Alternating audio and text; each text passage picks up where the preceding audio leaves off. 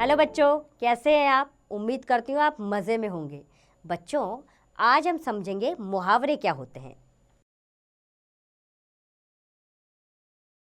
मुहावरे ऐसे वाक्यांश हैं जो अपने सामान्य अर्थ को छोड़कर विशेष अर्थ प्रकट करते हैं।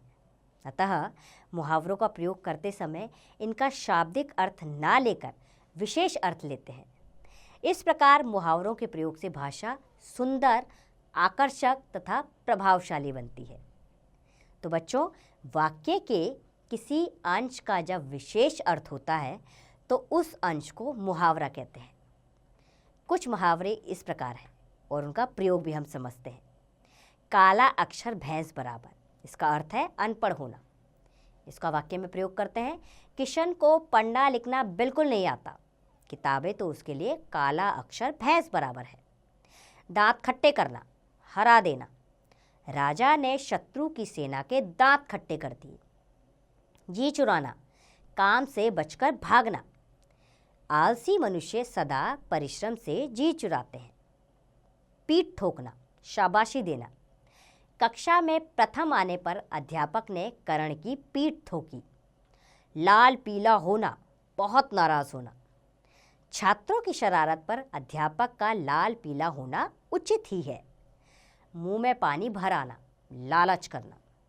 स्वादिष्ट खाना देखते ही हिमानी के मुंह में पानी आ गया। रंग में भंग पड़ना, खुशी के मौके पर बाधा पड़ना। उधर बारात आ रही थी, अचानक दादाजी की तबीयत बिगड़ने से रंग में भंग पड़ गया। दाल में काला, शक होना। सामने वाले बंगले के बराबर में दो आदमी लगातार खड़े हुए कुछ जायजा ले रहे हैं, अवश्य दाल में कुछ काला है। आकाश से बातें करना, बहुत ऊंचा होना। दिल्ली स्थित बहुमंजिला इमारतें आकाश से बातें करती हैं। आंखों का तारा, बहुत प्यारा। आकाश अपने माता पिता की आंखों का तारा है। अपना उल्लू सीधा करना, अपना स्वार्थ सिद्ध करना। स्वार्थी व्यक्ति सिर्फ अपना उल्लू सीधा करने में लगा रहता है। ईद का चांद होना, बहुत प्रतीक्षा के बाद दिखाई देना। शालू आगरा क्या चली गई, वह तो बिल्कुल ईद का चांद हो गई। कान खड़े करना, सचेत होना। रात में जरा सी आहट होने पर ही आरव के कान खड़े हो जाते हैं। कान भरना, चुगली करना। रोहित अपने साथियों के विरुद्ध अपनी अध्यापिका के कान भरता है। चलिए कुछ और मुहावरे और उनके अर्थ समझते हैं। राई का पहाड़ बनाना, इसका अर्थ है बात को बहुत बढ़ा चढ़ाकर कहना। लोहे के चने चबाना, कठिन काम करना। मिट्टी खराब करना, बुरा हाल करना। माथा ठनकना, संदेह होना। माथा ठोकना, पछताना इसका अर्थ है।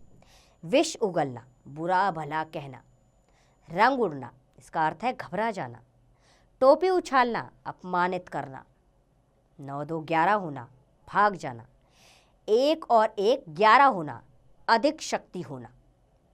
तो बच्चों, इस पाठ को हम एक बार और दोहराते हैं। मुहावरे विशेष अर्थ प्रकट करने वाले वाक्यांश होते हैं। मुहावरों का स्वतंत्र रूप से प्रयोग नहीं होता।